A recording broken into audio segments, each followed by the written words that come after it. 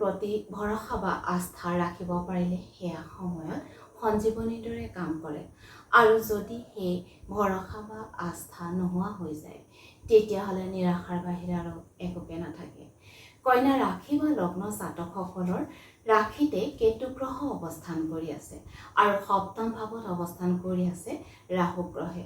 ৰাহু গ্ৰহে যেতিয়া সপ্তম ভাৱত অৱস্থান কৰি থাকে তেতিয়া কোনো প্ৰিয়জনৰ প্ৰতি আমাৰ ভৰসা বা আস্থা নোহোৱা হৈ যায়, কিয়নো ৰাহু গ্ৰহে তেনেধৰণৰ পৰিস্থিতিৰ সৃষ্টি কৰে।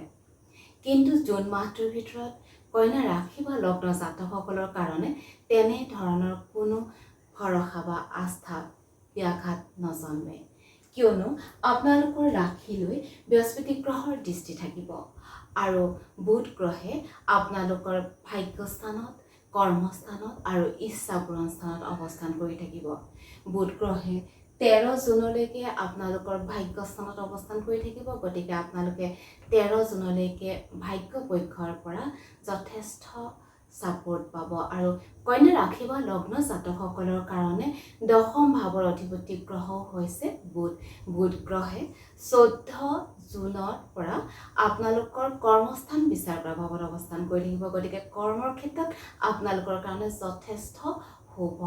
আনহাতে 29 জুন আৰু 30 জুন এই দুটা দিন আপোনালোকৰ ইচ্ছা পূৰণ ভাৱত অৱস্থান কৰি থাকিব বুধ গ্ৰহে।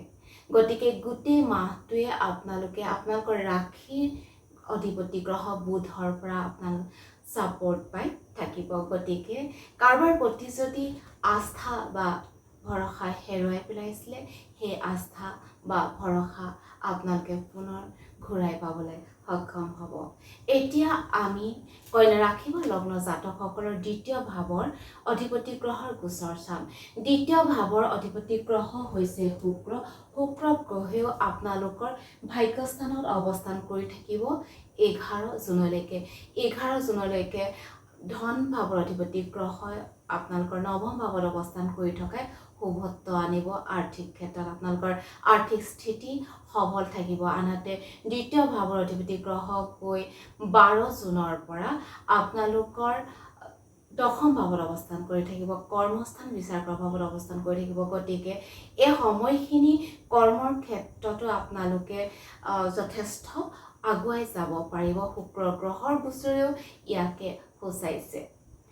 আনহাতে শুক্ৰ গ্ৰহ হৈছে আপোনালোকৰ কাৰণে নৱম ভাৱৰ অধিপতি গ্ৰহ। নৱম ভাৱ বৃক্ষ ৰাশি। বৃক্ষ ৰাশিৰ অধিপতি গ্ৰহে গৈ নিজ স্থানত অৱস্থান কৰি থাকিব 11 জুনলৈকে।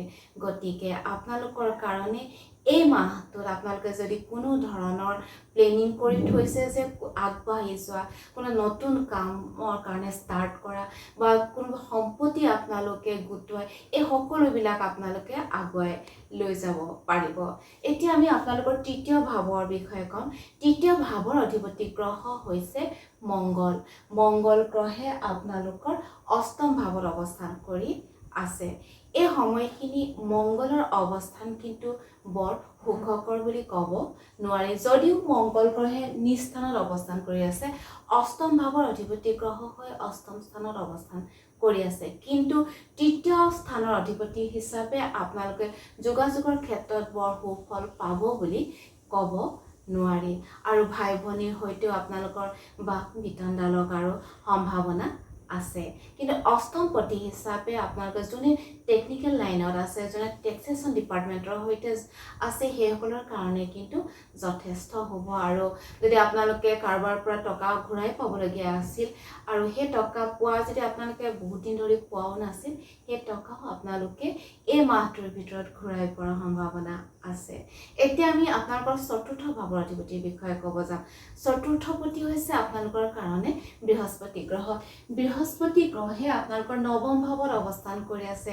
কন্যা ৰাশি বা লগ্ন জাতকসকলৰ কাৰণে গোটেই বছৰটোৱে ৰাজযোগ হিচাপে বৃহস্পতি গ্ৰহৰ গোচৰে আপোনালোকক সহায় কৰি যাব। আনহাতে বৃহস্পতি গ্ৰহেও আপোনালোকৰ ৰাশিলে দৃষ্টি দিও আছে। গতিকে বৃহস্পতিৰ ফালৰ পৰা আপোনালোকে, গুৰুৰ ফালৰ পৰা আপোনালোকে সদায় সহায় পাই যাব আৰু গুৰুৰ কথা মানি আপোনালোকে আগবাঢ়ি যাব পাৰিব।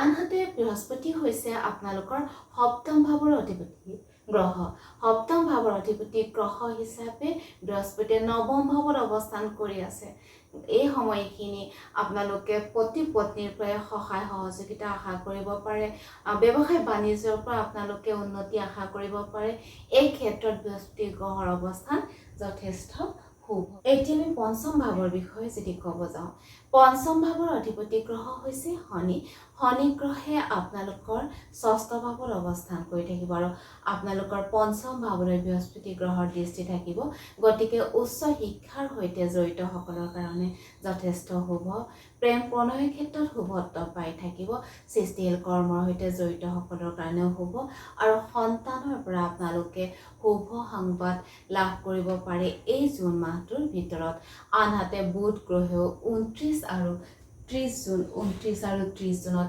আপোনালোকৰ পঞ্চম ভাৱলৈ দৃষ্টি দি থাকিব গতিকে এই মাহটোৱে পঞ্চম ভাৱৰ পৰা আমি যি বিচাৰ দিওঁ এই সকলো ক্ষেত্ৰতে আপোনালোকে শুভ ফলে পাই থাকিব ষষ্ঠ ভাৱত আপোনালোকৰ অৱস্থান কৰি আছে শনি গ্ৰহে এই সময়খিনি যদি আপোনালোকে ঋণ লৈছিল সেই ঋণ পৰিশোধ কৰিব পাৰিব মামাৰ সম্বন্ধীয়সকলৰ পৰাও আপোনালোকে সহায় সহযোগিতা আশা কৰিব পাৰে কিন্তু আপোনালোকে ভৰিৰ বিষত ভোগাৰ সম্ভাৱনা আছে আপোনালোকৰ কঁকালৰ তলৰ অংশটোত হয়তো বিষ অনুভূত হ'ব পাৰে আপোনালোকক যদি আমি উপায় হিচাপে ক'ব বিচাৰোঁ তেতিয়াহ'লে শনিবাৰ দিনা আপোনালোকে কঁকালৰ তলৰ অংশত মিঠাতেল আপোনালোকে ঘঁহিব চেষ্টা কৰিব যদিহে ভৰিৰ বিষ হৈ আছে আপোনালোকে চিকিৎসকৰ পৰামৰ্শ ল'ব আৰু পাৰিলে শনিবাৰ দিনাখন মিঠাতেল ঘঁহিবলৈ চেষ্টা কৰি চাব নিশ্চিত ৰূপত আপোনালোকে সুফল পাব এতিয়া আমি সপ্তম ভাৱৰ বিষয়ে ইতিমধ্যে কৈছোঁ সপ্তম অষ্টম নৱম আৰু দশম ভাৱৰ বিষয়ে ইতিমধ্যে কৈছোঁ এতিয়া একাদশ ভাৱৰ অধিপতি গ্ৰহ হৈছে চন্দ্ৰ হিচাপে আমি দিন হিচাপে যেতিয়া কম শেষৰ ফালে প্ৰতিটো দিন আপোনালোকে কেনেদৰে পাৰ কৰিব পাৰিব সেই বিষয়ে জানিব এতিয়া আমি আপোনালোকৰ দ্বাদশপতি গ্ৰহ ৰবিৰ বিষয়ে ক'ব বিচাৰিছোঁ ৰবি গ্ৰহে নৱম আৰু দশম ভাৱত অৱস্থান কৰি থাকিব যদিও ৰবি গ্ৰহ আপোনালোকৰ কাৰণে দ্বাদশপতি গ্ৰহ তথাপিও আপোনালোকে চৰকাৰী পক্ষৰ পৰা কিন্তু সহায় সহযোগিতা আশা কৰিব পাৰে কিয়নো ৰবি গ্ৰহে বুধ গ্ৰহৰ সৈতে একেলগে থাকিব আৰু চৰকাৰী ফালৰ পৰা আপোনালোকে যথেষ্ট সহায় সহযোগিতা আপোনালোকে লাভ কৰিব পাৰিব এতিয়া যদি আমি দিন হিচাপে ক'ব যাওঁ 1 আৰু 2 তাৰিখ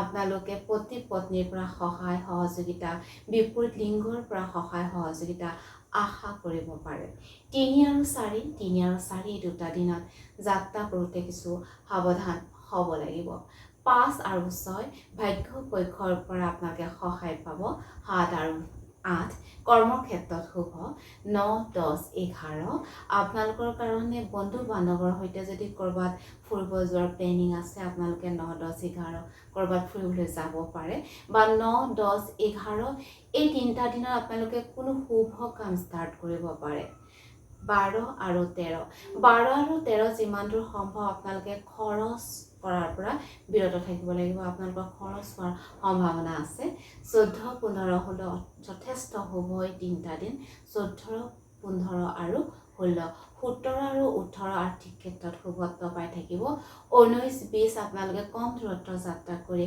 লাভৱান হ'ব পাৰিব 21 22 23 এই তিনিটা দিনত ঘৰুৱা পৰিৱেশ উন্নত থাকিব স্কুলীয়া ছাত্ৰ ছাত্ৰীসকলৰ কাৰণে যথেষ্ট শুভ দিন 21 22 23 24 25 প্ৰেম প্ৰণয়ৰ ক্ষেত্ৰত শুভ 26 27 কাৰোবাৰ সৈতে যদি আপোনালোকে কাজিয়া পেচাল লাগিবলগীয়া পৰিস্থিতিত পৰে তেতিয়াহ'লে আপোনালোকে সেই ঠাইৰ পৰা বা স্থানৰ পৰা যিমান দূৰ সম্ভৱ আঁতৰি অহাই মংগল হ'ব 28 আৰু 29 আপোনালোকৰ কাৰণে এই দুটা দিন যথেষ্ট হ'ব ব্যৱসায় বাণিজ্যৰ ক্ষেত্ৰতো আপোনালোকে আশা কৰা মতে সুফল লাভ কৰিব পাৰিব 30 জুনত কিন্তু আপোনালোকে সাৱধানতা অৱলম্বন কৰিব লাগিব কন্যা ৰাশি বা লগ্ন জাতকসকলৰ এই জুন মাহটো যথেষ্ট শুভ ভাৱতে আপোনালোকে কটাব পাৰিব অহা মাহত আপোনালোকক পুনৰ লগ পোৱাৰ প্ৰতিশ্ৰুতিৰে আজি আপোনালোকৰ পৰা বিদায় লৈছোঁ কৃষ্ণ